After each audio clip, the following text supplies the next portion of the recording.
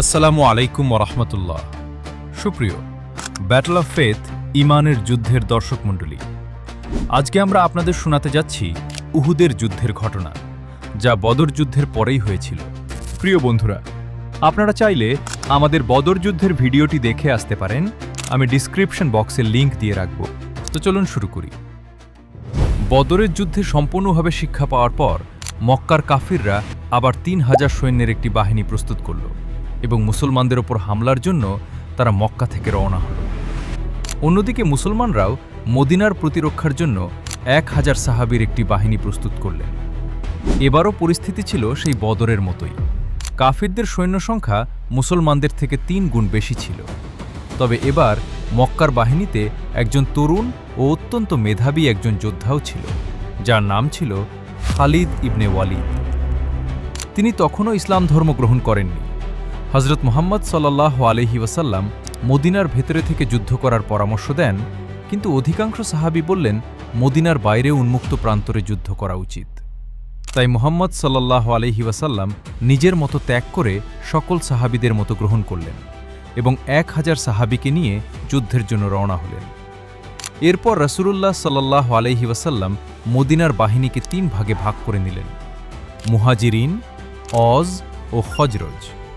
তাদের মধ্যে মাত্র ১০০ জনের কাছে বডি আর্মার ও ঢাল ছিল এবং মুসলমানদের কাছে ছিল মাত্র ৫০টি ঘোড়া। অন্যদিকে মক্কার ৩,০০০ সৈন্য উহুদের কাছে এসে মুসলমানদের অপেক্ষা করতে লাগল। মক্কার বাহিনীর নেতৃত্ব দিচ্ছিল আবু সুফিয়ান। তাদের বাম পাশে ছিল আবু জাহেলের ছেলে এবং ডান পাশে ঘোড়সওয়ার বাহিনী নিয়েছিলেন খালিদ ইবনে ওয়ালিদ। যখন মুসলমানদের ১,০০০ সৈন্য উহুদের কাছে পৌঁছালে, তখন সবচেয়ে বড় মুনাফিক আবদুল্লাহ ইবনে উবাই বলল, আমরা যুদ্ধ করব না, এটা তো আত্মহত্যা। এরপর সে ও তার ৩০০ সাথী মুসলমানদের বাহিনী থেকে আলাদা হয়ে যায়। ফলে মুসলমানদের সংখ্যা কমে দাঁড়ালো মাত্র ৭০০ জনে। হজরত মুহাম্মদ সাল্লাল্লাহু আলাইহি ওয়াসাল্লাম ৫০ জন তীরন্দাজকে উহুদের পাহাড়ের ওপর অবস্থান নিতে বললেন, যাতে মক্কার বাহিনী পেছন দিক থেকে আক্রমণ করতে না পারে। তিনি তাদের কঠোর নির্দেশ দিলেন, যাই হয়ে যাক না কেন, তোমরা কেউ নিচে নামবে না। যদি দেখো মুসলমান জয়ী হয়েছে, তবুও তোমরা পাহাড় ছাড়বে না। আর যদি দেখো মুসলমানরা পরাজিত হয়েছে এবং পাখিরা তাদের দেহ খাচ্ছে, তবুও তোমরা নিজেদের জায়গা ছেড়ে যাবে না। এরপর যুদ্ধ শুরু হলো। প্রথমে মক্কা থেকে আবু সুফিয়ান একজনকে পাঠান, আর তাকে হজরত আলী রাদিয়াল্লাহু আনহু এক নিমিষেই বাঘের মতো আক্রমণ করে হত্যা করেন। পরে হামজা রাদিয়াল্লাহু আনহু আরেকজনকে হত্যা করেন। তারপর দুই বাহিনীর মধ্যে তীব্র যুদ্ধ শুরু হয়। প্রথমে যুদ্ধ ধীর গতিতে চললেও ধীরে ধীরে সাহাবীরা কাফেরদের চাপে ফেলে দেন।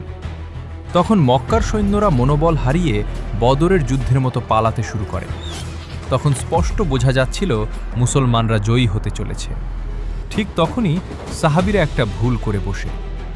পাহাড়ে থাকা ৫০ জন তীরন্দাজের মধ্যে ৪১ জন যুদ্ধলব্ধ সম্পদ সংগ্রহের জন্য নিচে নেমে যায়, আর পাহাড়ে রয়ে যায় মাত্র ৯ জন।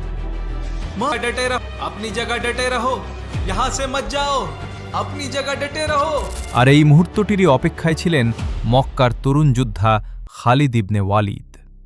তিনি তার ঘোড়সওয়ার বাহিনী নিয়ে পাহাড়ের পেছন দিক দিয়ে দ্রুত গতিতে আক্রমণ চালান, আর মুহূর্তেই পুরো যুদ্ধের চিত্র বদলে যায়। মুসলমানরা দুই দিক থেকে আক্রমণের মাঝে পড়ে যায়। অনেক সাহাবী শহীদ হতে লাগলেন। হামজা রাদিয়াল্লাহু আনহুকেও ওয়াহশী নামের এক দাস শহীদ করে ফেলেন। এরপর এক কাফেরের ধারা গুজব ছড়িয়ে পড়ে যে মুহাম্মদ সাল্লাল্লাহু আলাইহি ওয়াসাল্লামও শহীদ হয়েছেন, কারণ শত্রুরা মুসাব ইবনে উমাইরকে শহীদ করেছিল, যার চেহারা রাসূলুল্লাহ সাল্লাল্লাহু আলাইহি ওয়াসাল্লামের সঙ্গে কিছুটা মিল ছিল। যখন খালিদ ইবনে ওয়ালিদ পেছন দিক থেকে আক্রমণ করছিলেন, তখন আরেকটি দল সরাসরি রাসূলুল্লাহ সাল্লাল্লাহু আলাইহি ওয়াসাল্লামের দিকে এগিয়ে যায়। সেই সময় তার সুরক্ষায় ছিলেন মাত্র ৯ জন সাহাবী। তারা তাদের নিজেদের জীবন দিয়ে রাসূলুল্লাহ সাল্লাল্লাহু আলাইহি ওয়াসাল্লামকে রক্ষা করেন। পরে মুসলমানরা কোনোভাবে সরে গিয়ে পাহাড়ের ওপরে পুনরায় সংগঠিত হন এবং আবার যুদ্ধের প্রস্তুতি নেন। মক্কার ঘোড়সওয়ার বাহিনী পাহাড়ে উঠতে পারছিল না। ফলে আবু সুফিয়ান সিদ্ধান্ত নেয় যে এতেই যথেষ্ট, তারা মক্কায় ফিরে যাবে। ফেরার আগে আবু সুফিয়ান হজরত উমর রাদিয়াল্লাহু আনহুকে জিজ্ঞেস করল, আমরা কি মুহাম্মদকে হত্যা করেছি? তখন হজরত উমর রাদিয়াল্লাহু আনহু বললেন, না, তিনি সম্পূর্ণ সুস্থ আছেন। এ কথা শুনে আবু সুফিয়ান খুবই ক্ষুব্ধ হয়, কারণ তাদের মূল উদ্দেশ্য ছিল হজরত মুহাম্মদ সাল্লাল্লাহু আলাইহি ওয়াসাল্লামকে শহীদ করা এবং মদিনা দখল করা, কিন্তু তারা কোনো লক্ষ্যই পূরণ করতে পারেনি। প্রিয় বন্ধুরা, এই যুদ্ধে মুসলমানদের অনেক ক্ষতি হয়েছিল, তবে তারা একটি বড় শিক্ষা লাভ করেছিল। যুদ্ধের সময় কখনও নেতার আদেশ অমান্য করা যাবে না। পরবর্তী বছরগুলোতে মুসলমানরা এই শিক্ষা কখনো ভোলেনি। আর অন্যদিকে মক্কার বাহিনী ফিরে গেলেও আবু সুফিয়ান এরপর আরও বড় বাহিনী, প্রায় 10,000 সৈন্য সংগ্রহ করে মুসলমানদের ওপর আবার আক্রমণের প্রস্তুতি নিতে শুরু করল। আর সেই যুদ্ধের নাম খন্দকের যুদ্ধ। আপনারা যদি চান তাহলে আমি খন্দকের যুদ্ধ নিয়ে ভিডিও বানাবো ইনশাআল্লাহ। ভিডিওটি ভালো লাগলে লাইক, শেয়ার এবং সাবস্ক্রাইব করে দিবেন। ধন্যবাদ।